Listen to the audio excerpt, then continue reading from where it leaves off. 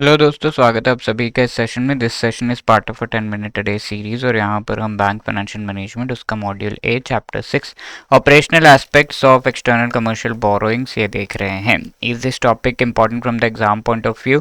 कितना डेप्थ में हमें इसे प्रिपेयर करना है, किस टाइप के क्वेश्चन एग्जाम में आते हैं एंड आ सकते हैं, ये सारी चीज़ें इस टॉपिक से रिलेटेड हम इस सेशन में देखेंगे। तो please stay tune till the end and CIB exam के अगर आपको अच्छे तरीके से प्रिपरेशन करनी है, you should have a very fair idea of the previous year questions, most important topics and most important MCQs। इसका बढ़िया PDF डॉक्यूमेंट हमने बनाया है जो आप डाउनलोड कर सकते हैं by clicking the link given in the description. Okay, तो operational aspects of external commercial borrowings ये हम देखते हैं। एक्सटर्नल कमर्शियल बोरिंग्स होते क्या है वो हमने पहले ही देख रखा है। There are certain things called foreign investment. Indian companies में अगर ये इन्वेस्ट किया जा रहा है तो ये फॉरेन इन्वेस्टमेंट्स को दो टाइप्स में हम क्लासिफाई कर सकते हैं। One is large investment into the stake of Indian company, तो foreign direct investment, and the other is foreign institutional investment जिसमें स्मॉल अमाउंट ऑफ इन्वेस्टमेंट किया जा रहा है into the stake of the into shares या instruments जो company ने issue किए हैं वो। अब कई बार ऐसा होता है कि कंपनी फॉरेन कंट्री से बोरो भी करना चाहती है, तो that is the external commercial borrowing. ठीक है, ये बोरोइंग के लिए या तो डायरेक्ट लोन होगा या तो ये कंपनी ने कोई बॉन्ड्स, फॉरेन करेंसी बॉन्ड्स कुछ इशू किए होंगे या कोई और इंस्ट्रूमेंट इशू किए होंगे जिससे ये लोन मिल रहा होगा। So that is called external commercial borrowing. इसका डेफिनेशन, इसका time period, various cost related चीज़ें सब कुछ हम पहले ही देख चुके हैं। Now we will see some operational aspects. एक करेंसी में अगर आपने ये बोरोइंग कर रखी है, can you convert it into any other currency? Yes, freely convertible currencies like dollar, pound वगैरह को आप एक से दूसरे करेंसी में अगर कन्वर्ट करना चाहते हैं बोरोइंग्स को, यू कैन डू दैट। ये जो एक्सटर्नली ये पैसा जो आप ले रहे हैं तो इसमें कई सारे रिस्क होते हैं। फर्स्टली एक्सचेंज रिस्क होता है एंड कई बार डिफ़ॉल्ट का रिस्क होता है एंड सामने से आपका डिफ़ॉल्ट का रिस्क होता है। तो ये दोनों साइड से चीज़ें कवर्ड होनी चाहिए। You should have some cover. Cover is या तो इंश्योरेंस आपके पास होना चाहिए विथ रिस्पेक्ट टू दिस, या तो आपने कोई फॉरवर्ड कॉन्ट्रैक्ट किया हो, फ्यूचर कॉन्ट्रैक्ट किया हो, then it would be good. ठीक है, these are called hedges. You should have some cover so that loss cover up हो सके। Principal as well as coupon जो इंटरेस्ट है, दोनों चीज़ों से related you should have this cover. And guarantees से रिलेटेड यहाँ पर issuance of any type of guarantee, Indian bank, all India financial institution या NBFC, इस तरह के बोरोइंग के लिए कोई भी इंडियन बैंक या all India financial institution NBFC guarantee नहीं दे सकता। It is not permitted. ECB के लिमिट्स क्या है? एलिजिबल बोरोवर $750 मिलियन तक ऑटोमेटिक रूट के थ्रू ECB लेके आ सकते हैं। स्टार्टअप्स के लिए 3 मिलियन तक ही रखा गया है ये limit. Foreign currency denominated external commercial borrowing जो फॉरेन इक्विटी होल्डर से आप रेस कर रहे हैं, ECB liability and equity ratio 7:1 से ज़्यादा नहीं हो सकता।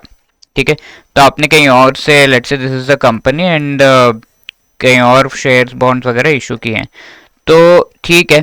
अब आप ये जो डेट ले रहे हैं फॉरेन कंट्री से, तो ये डेट और ये जो बॉन्ड्स वगैरह शेयर्स इशू करके आप जो पैसा ले रहे हैं इंटरनली, इनका रेशियो 7:1 से ज़्यादा नहीं हो सकता। अगर ये 100 रुपीज़ के शेयर्स इशू किए हैं तो आप 700 तक का बोरोइंग कर सकते हैं फ्रॉम द फॉरेन कंट्री, से ज़्यादा नहीं। 7:1 रेशियो से ऊपर नहीं होना चाहिए। I hope that is clear. ना एक्सटर्नल कमर्शियल बोरोइंग के प्रोसीड्स जो आपको आ रहे हैं, वो proceeds for the time being only for foreign currency expenditure can be parked abroad.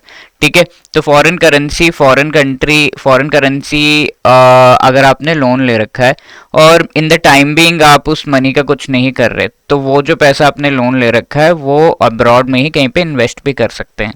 Until utilisation आप डिपॉजिट, सर्टिफिकेट ऑफ डिपॉजिट और treasury bills deposit with foreign branches, यहाँ पर आप इन्हें पार कर सकते हैं, इस मनी को रख सकते हैं ना। Apart from that ECB proceeds rupee expenditure से रिलेटेड अगर है, फॉरेन करेंसी का मैंने बता दिया कि फॉरेन कंट्रीज में ऐसे आप इन्वेस्ट कर सकते हैं। रुपी रिलेटेड है तो इमीडिएटली आपको इंडिया में लेकर आना पड़ेगा वो सारा पैसा। ऑल्सो अलाउड कि आप term deposit with authorize dealer category 1 banks, वहाँ पर भी ये पैसों को रखें। ठीक है, आप ऑथराइज डीलर कैटेगरी 1 बैंक्स जो हैं उनके टर्म डिपॉजिट में भी ये पैसा रख सकते हैं अगर वो रुपी बेस्ड है।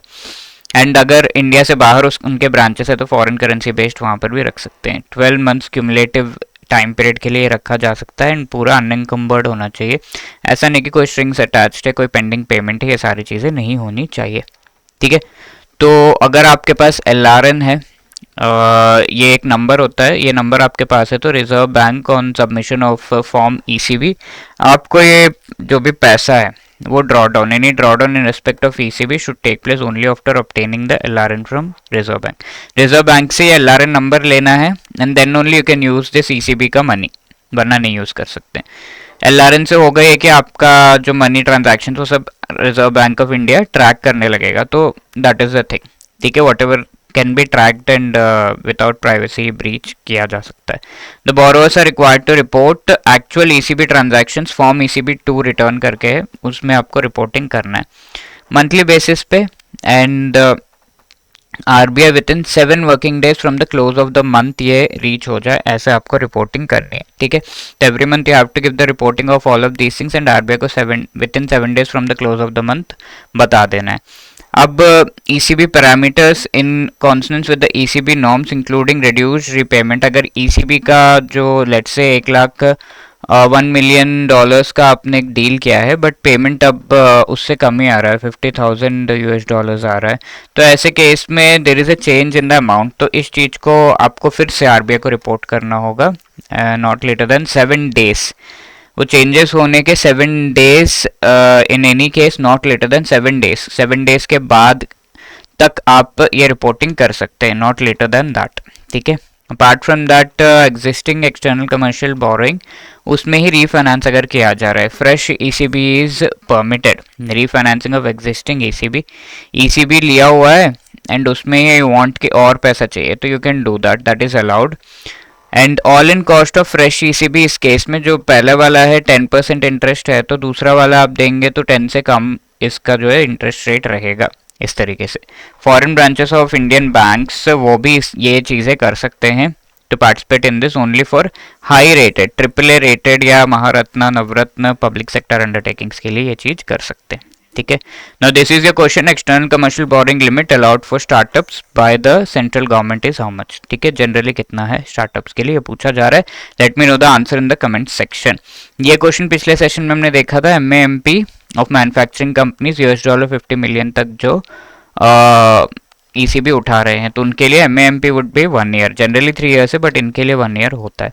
And if you want to qualify all the 4 components compulsory components of the CIB exam, ABFM, BFM, ABM, BRBL, तो एक ही अटेम्प्ट में अगर करना चाहते हैं तो हमारे मास्टर कोर्स को आप ऑप्ट कर सकते हैं।